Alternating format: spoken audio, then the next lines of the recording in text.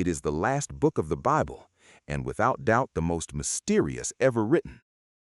A book of dizzying visions of monstrous beasts, of trumpets that make the heavens tremble, of horsemen launched upon the world, and of a city of gold descending from the clouds.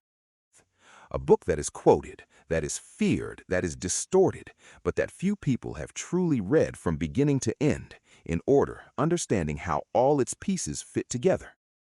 Today, we are going to do exactly that.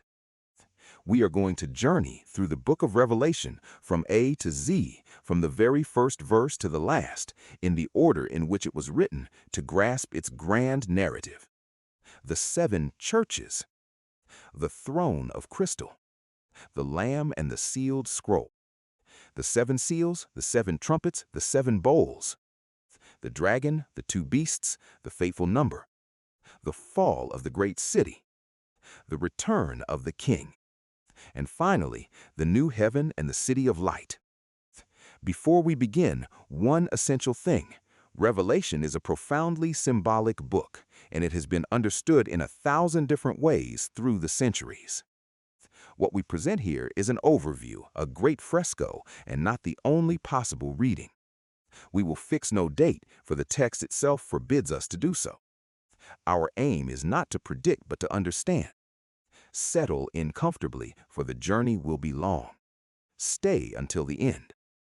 It all begins on a small island in the Aegean Sea called Patmos. It was there that a man who introduces himself simply as John was exiled because of his faith. And it was there, he says, that one day he was seized by the Spirit and received an extraordinary revelation. The Greek word that gives the book its title, apocalypsis, means precisely this, an unveiling, a revelation, the act of lifting a veil on something hidden. Revelation, then, is not originally a word of catastrophe, but a word of unveiling. It is the account of what John affirms he saw when the veil between heaven and earth was torn open before him. Before going further, we must understand the language in which this book is written. Revelation belongs to a very specific literary genre, the apocalyptic genre, widespread in ancient Judaism. This genre does not express itself through direct descriptions, but through symbols, numbers, colors, and visions. The numbers carry meaning. 7 evokes fullness and perfection, 12 the people of God, 4 the cardinal points, and therefore the whole earth. The beasts represent empires or powers, the horns forces, the waters multitudes of peoples. Reading Revelation at face value, like a news report, leads inevitably to misunderstandings. On the contrary, one must enter into its logic of images, allowing oneself to be seized by its scenes rather than dissecting them. The first readers mastered this language and recognized in it countless allusions to the Old Testament, to Daniel, to Ezekiel, to Zechariah, with which Revelation is woven from beginning to end. Keeping this in mind gives us the chance to understand the book as it wished to be understood, not as a riddle to be mechanically deciphered, but as a great symbolic fresco meant to strengthen the hope of the persecuted. The book opens with a striking vision. John hears behind him a voice powerful as a trumpet. He turns and beholds a glorious figure in the midst of 7 golden lampstands, a being whose face shines like the sun in its strength, his eyes like a flame of fire, his voice like the sound of many waters. Overwhelmed, John falls at his feet as though dead. But the figure lays his hand upon him and reassures him, presenting himself as the first and the last, the living one who was dead and who lives forever and ever. From this very first page, the tone is set. This book speaks of a power that surpasses death itself. And one saying sums it all up in the words of the text, "I am the Alpha and the Omega, says the Lord God, who is, who was, and who is to come, the Almighty." Every detail of this first vision carries meaning. The 7 golden lampstands represent the 7 churches to which John will write.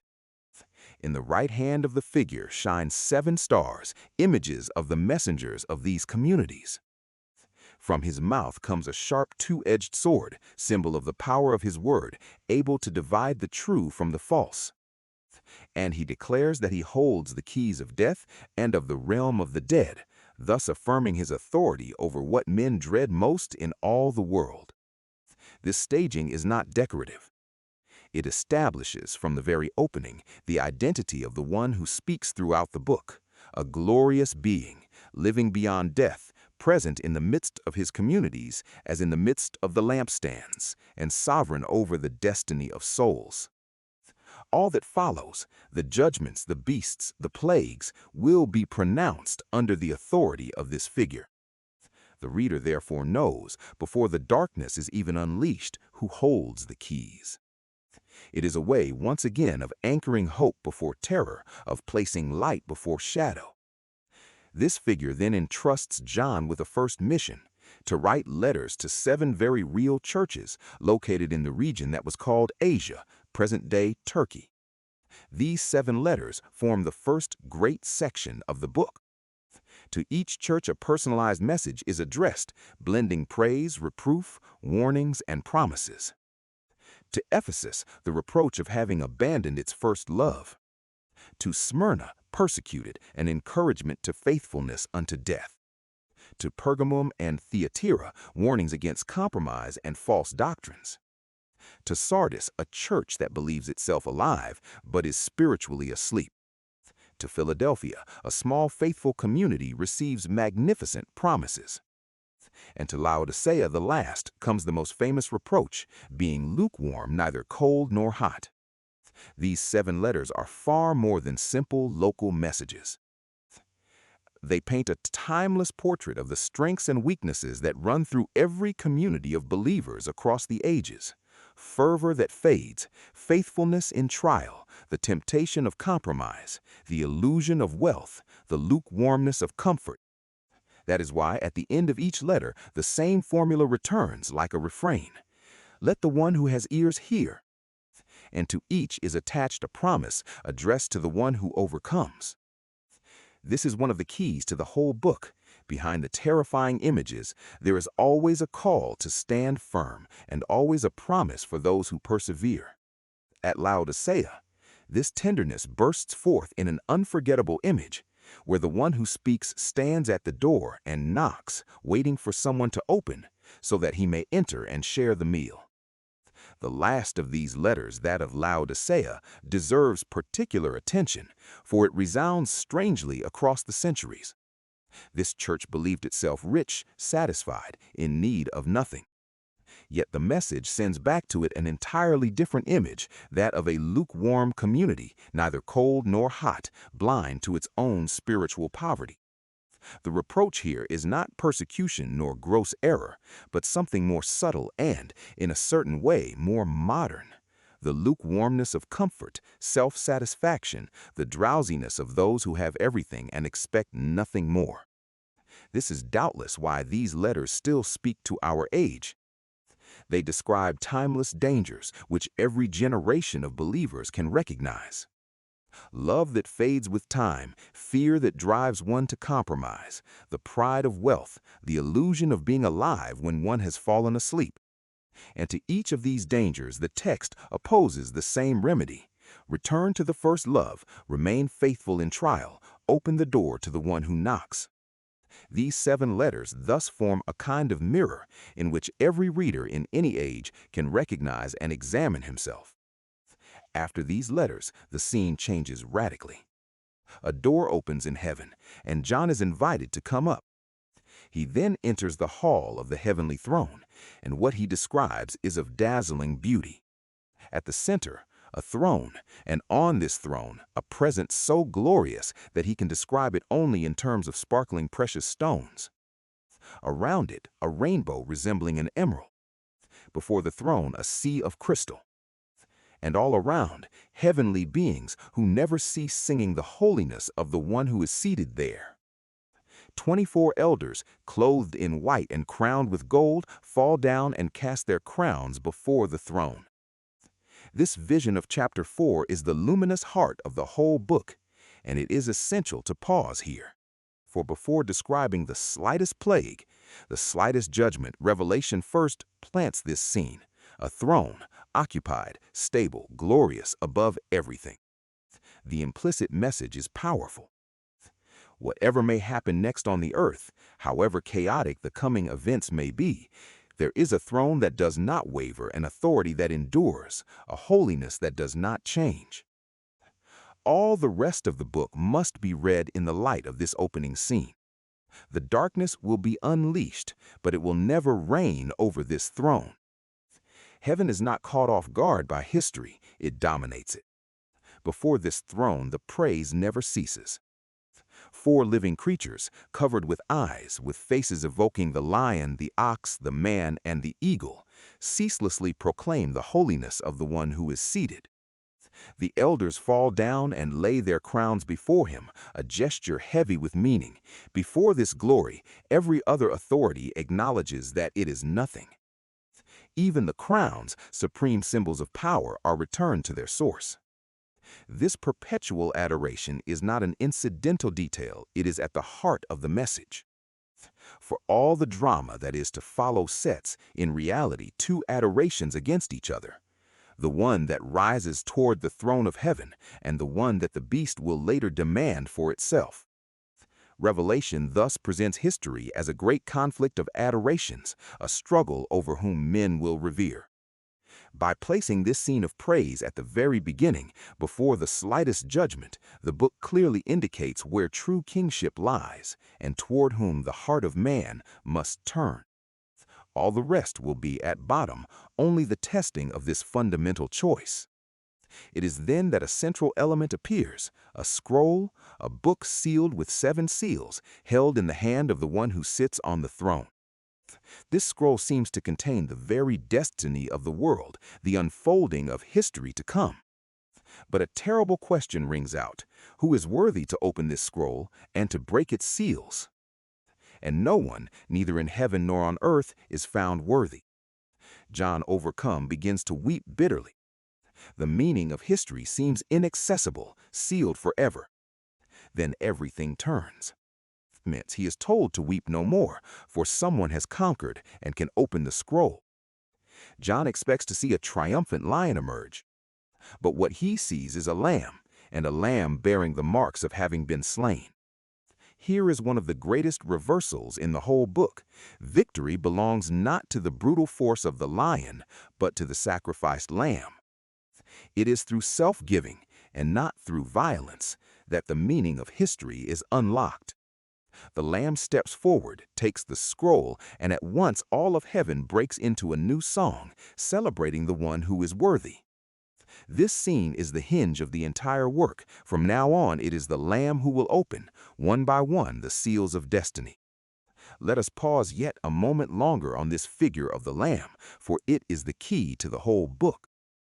In a narrative peopled with monstrous beasts, dragons, and innumerable armies, the central hero is not a terrible warrior, but a lamb bearing the marks of sacrifice. This paradox is intentional. It overturns all human expectations about power. The world believes that strength prevails through violence and domination. Revelation affirms, on the contrary, that true victory came through self-giving, through sacrifice, through love carried to the very end. It is this Lamb, and not a conqueror, who alone proves worthy to open the scroll of destiny. In other words, the meaning of history is unlocked not by crushing power, but by the one who gave his life. This truth illuminates all the rest of the book, even its darkest pages. When the beasts roar and Babylon sits enthroned in her pride, the reader will already know that the final word belongs not to brute force, but to the Lamb. That is why, despite all the horrors described afterward, the outcome is never truly in suspense. It was decided from the instant the Lamb took the scroll. The opening of the 7 seals constitutes the first great series of judgments. At the first 4 seals appear the famous horsemen of Revelation. A horseman on a white horse, going forth as a conqueror. A horseman on a red horse, to whom it is given to take peace from the earth, image of war.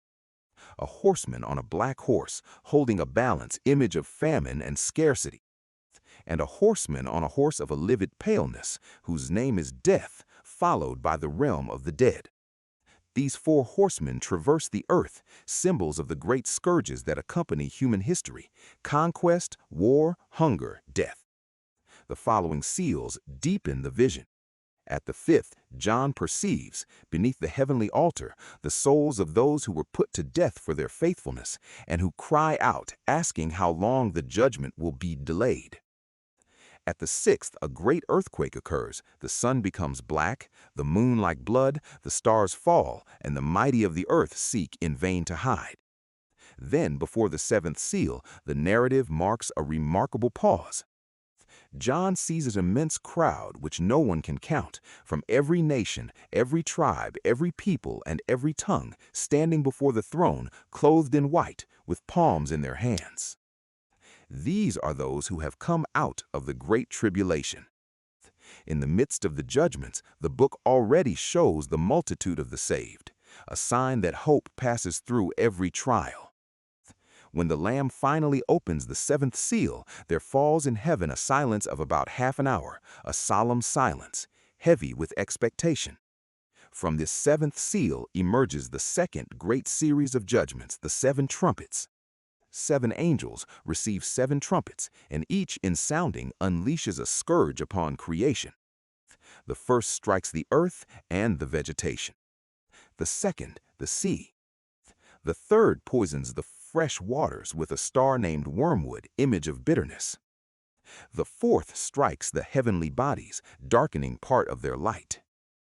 At each trumpet, the natural world is shaken, as if all of creation were suffering the repercussions of the corruption that gnaws at it. The last 3 trumpets are so terrible that they are announced by a cry of woe. The fifth releases, from a well of the abyss, a smoke and monstrous creatures resembling locusts, tormenting men. The sixth unleashes an innumerable army come from the east. These images are among the strangest and most debated in the book, and interpreters have argued over them forever. Spiritual forces, real armies, symbolic scourges, none agree fully. But their function is clear: to show an intensification, an escalation of the upheavals. And yet, the text notes gravely, despite all this, men do not repent. It is one of the darkest observations in Revelation. Suffering alone does not change hardened hearts. Before the seventh trumpet, the narrative interrupts itself again to insert intermediate visions. A mighty angel descends, holding a little open book, and John receives the order to eat it. Sweet as honey in his mouth, but bitter in his stomach, image of the word that rejoices and tests at the same time. Then 2 witnesses are evoked, 2 prophetic figures who bear witness in the midst of hostility, are put to death, then raised up. These passages, dense and enigmatic, recall that even at the heart of judgment, a testimony of truth continues to be heard. Finally, the 7th trumpet sounds, and great voices proclaim in heaven that the kingdom of the world is now handed over to the one who reigns forever and ever. Before going on, let us observe the remarkable architecture of this book. 3 great series of 7 judgments follow one another, 7 seals, 7 trumpets, 7 bowls. And they do not merely follow one another. They seem to interlock and resuve, each more intense than the previous, like waves rising ever higher to strike the same shore. Many interpreters think, moreover, that these series do not necessarily describe strictly successive events, but take up and deepen one and the same reality from different angles. This spiral structure explains why the book can seem to return several times to the end, announce it, then go back again. It does not tell a linear story like a novel, but circles around its subject, illuminating it by successive touches, until the final revelation. Keeping this in mind avoids much confusion. Rather than seeking to mechanically align each seal, each trumpet, and each bowl with a precise chronology, it is better to hear the great music of the whole, an inexorable ascent toward the judgment of evil and the triumph of light. It is this underlying melody, more than the detail of the images, that carries the meaning of the book. It is then that the most dramatic part of the book opens, its heart of darkness. John sees appear in the sky a great sign, a woman clothed with the sun, the moon under her feet, crowned with 12 stars, about to give birth. But facing her rises an immense red dragon with 7 heads ready to devour the child as soon as it is born. The child is caught up to the throne, the woman flees into the wilderness, and a war breaks out in heaven.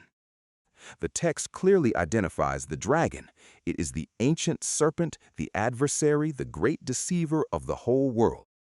Defeated and cast down, the dragon, furious, then turns against the woman and her offspring.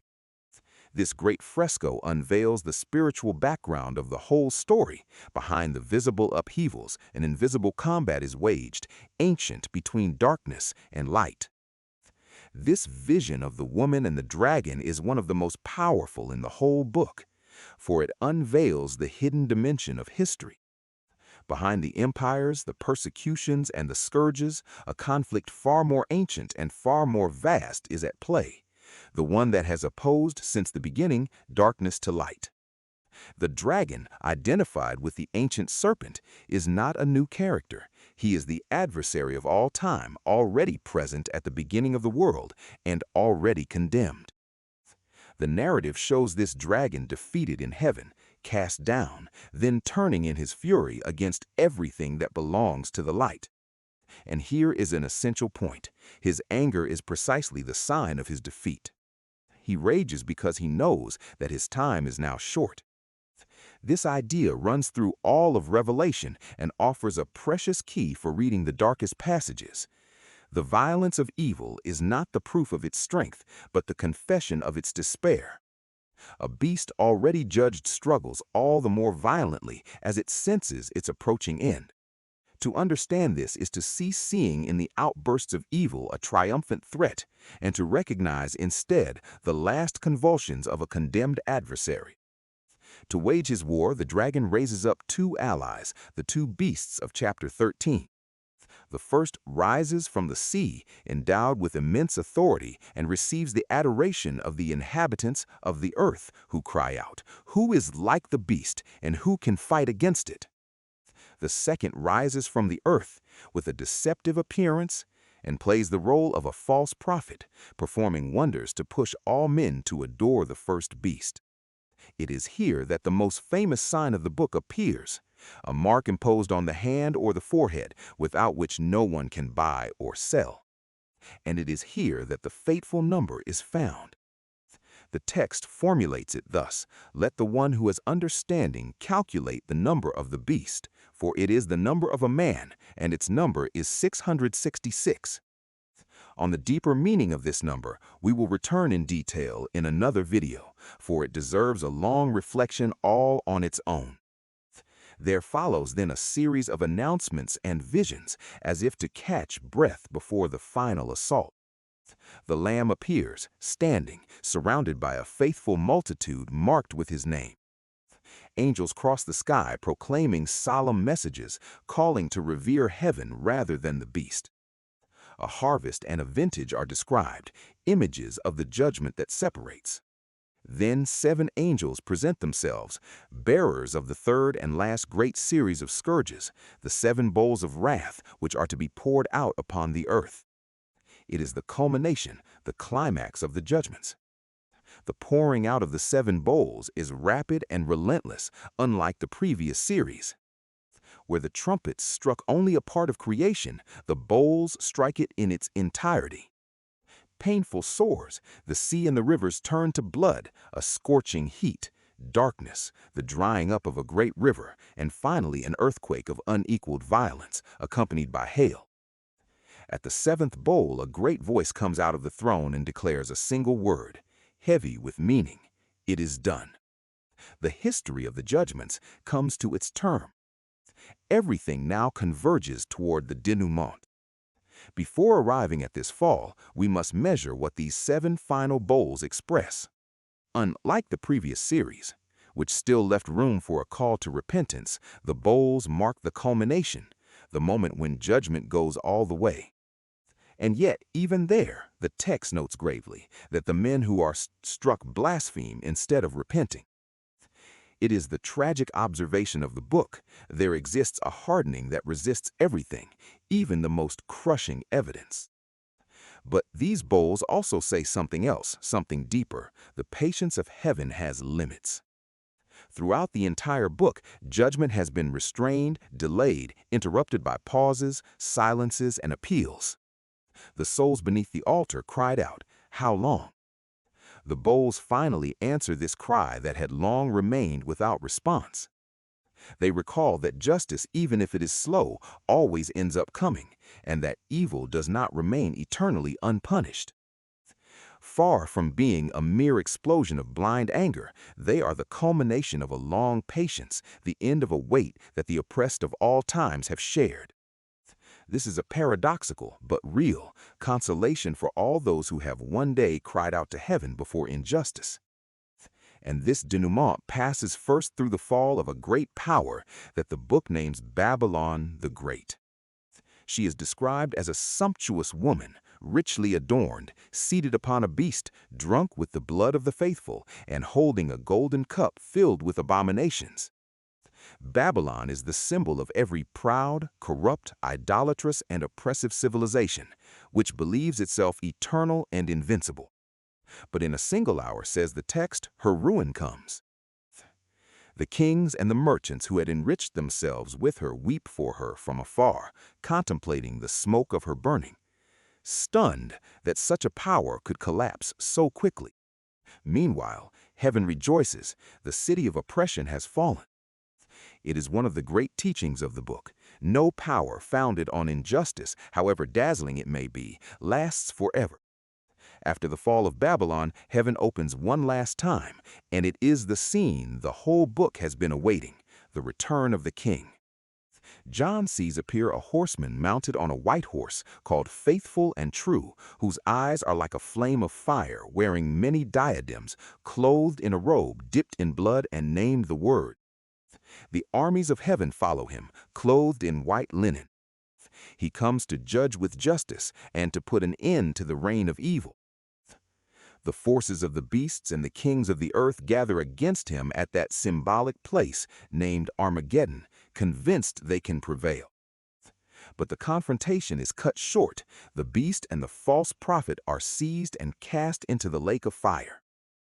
Evil, having reached the summit of its arrogance, collapses in an instant before the one who returns. There comes next one of the most debated sections in all the Bible, the millennium. The dragon, the ancient adversary, is bound and shut up for a period described as 1,000 years, during which justice reigns. At the end of this period, he is released for a time, stirs up one final revolt designated by the symbolic names of Gog and Magog, which is at once annihilated. Then the dragon is definitively cast into the lake of fire, joining the beasts. Interpreters have debated for centuries whether this millennium designates a literal future period, a symbolic reign, or a present spiritual reality. We will not settle the matter. But the overall message remains: evil may resurge, but its destiny is sealed and its annihilation certain. Then comes the most solemn scene in the whole book, the Last Judgment. John sees a great white throne and the one who sits upon it. Before this throne stand all the dead, great and small, and books are opened, as well as another book, called the Book of Life. Each is judged according to his works. Death itself and the realm of the dead are cast into the lake of fire. It is the end of every ancient thing, the term of history as we know it. This dreadful scene is nonetheless not the last. For Revelation does not end on judgment, but on what comes after it, and it is here that the book reveals all its light. The last 2 chapters indeed unfold the most beautiful vision in all the Bible. John writes, "I saw a new heaven and a new earth, for the first heaven and the first earth had passed away." Then he perceives a holy city, a new Jerusalem, descending from heaven, resplendent as a bride adorned for her husband. A great voice proclaims that from now on the dwelling of heaven is among men, that he will dwell with them, and that they will be his people. And it is then that the most consoling promise in all Scripture is pronounced in the words of the text. He will wipe away every tear from their eyes, and death will be no more, and there will be no more mourning, nor crying, nor pain, for the former things have passed away. The city described is of unheard of splendor. Walls of precious stones, gates of pearls, streets of pure gold, traversed by a river of the water of life, clear as crystal, and lined with the tree of life whose leaves serve for the healing of the nations. There is no longer a temple in this city, for the very presence of heaven is its temple. There is no longer need of sun or moon, for the glory that illuminates it never goes out. There is no longer any night. Everything that Revelation had shown of darkness, tears, and death is here abolished, overturned, replaced by a light without decline. The book that had begun in exile and persecution ends in a city of joy where nothing causes suffering anymore. And the one who sits on the throne pronounces a saying that sums up all the meaning of the book: "Behold, I make all things new." This is in the end the message of Revelation. Not destruction for the sake of destruction, but a purification with a view to a new beginning. Not the end of the world in the sense of an annihilation, but the end of an ancient world, sick, corrupt, and the advent of a renewed world. The final word is not the fire, but the water of life, not the beast, but the Lamb, not Babylon, but the city of light. The book closes on an invitation and a promise. Let the one who is thirsty come, and the one who wishes take of the water of life freely. We must, at this stage, say a word about the great ways of reading this book, for they have existed for a long time and still coexist today. Some readers see in Revelation a description of events contemporary with John, aimed at the empire that was then persecuting believers. Others read in it a fresco of all of history from the first centuries to our own day.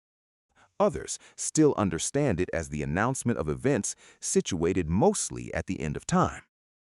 And others finally see in it above all a great allegory of the permanent combat between good and evil, valid in every age. These readings are not always mutually exclusive, and many combine them to varying degrees. Our purpose is not to designate the only correct one, but to present the narrative in its unfolding, leaving each to delve deeper according to his own sensibility and tradition. What matters here is that beyond these differences of interpretation, all recognize the same overall movement and the same luminous outcome. Whatever way one situates the events in time, the book leads invariably to the same end, the definitive defeat of evil and the advent of the city of light. It is on this point of agreement, and not on the quarrels of calendar, that it is worth fixing one's gaze. Let us recapitulate the great journey we have just accomplished. We set out from Patmos, with an exiled man who receives a vision of the glorious Son of Man.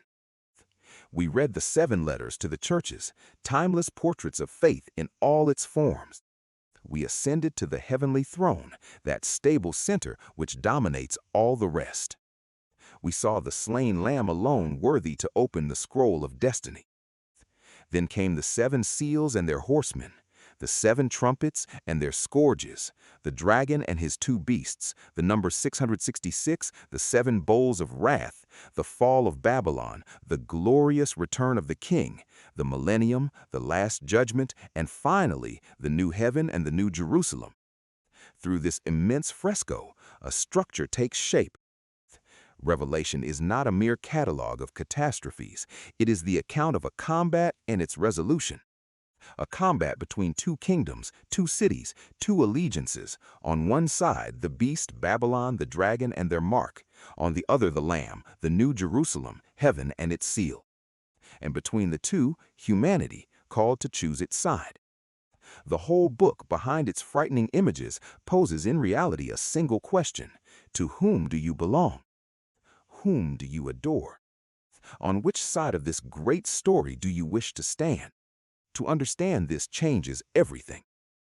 For one often reads Revelation with anguish, seeking in it terrifying signs and dreaded dates.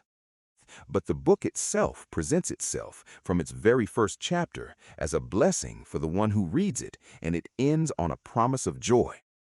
It was not written for the curious, greedy for predictions, but for tried believers, persecuted, who needed to hear one thing in the midst of their sufferings: that evil, however powerful it might be, would not triumph, that the throne remained occupied, and that the light would have the final word. It is a book of hope disguised as a book of terror. Mine. And that is why one must resist the temptation so widespread of turning Revelation into a machine for predicting the future. In every generation, people have believed they read in it the announcement of their own age, have identified the beasts with figures of their time, have announced precise dates for the end. All these attempts, without exception, have failed. The book mocks, in a sense, this feverish curiosity. It does not deliver a calendar but a vision, not a map of events but a certainty about their outcome. To want to make it into something else is to miss its message, and to risk replacing hope with fear.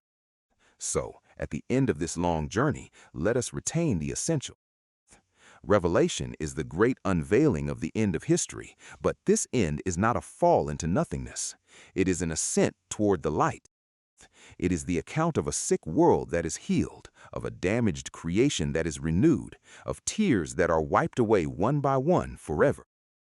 It is the promise that beyond all the tribulations, all the beasts, and all the Babylons of history, there is a city where night falls no more.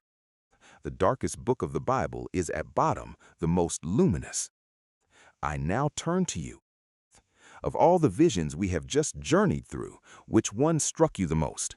The throne of crystal, the Lamb and the scroll, the horseman, the fall of Babylon, or the New Jerusalem? And would you like us to devote whole videos to some of these visions, such as the 7 churches or the 4 horsemen, to explore them in greater depth? Tell me in the comments. Your reflections are always fascinating to read. Mine.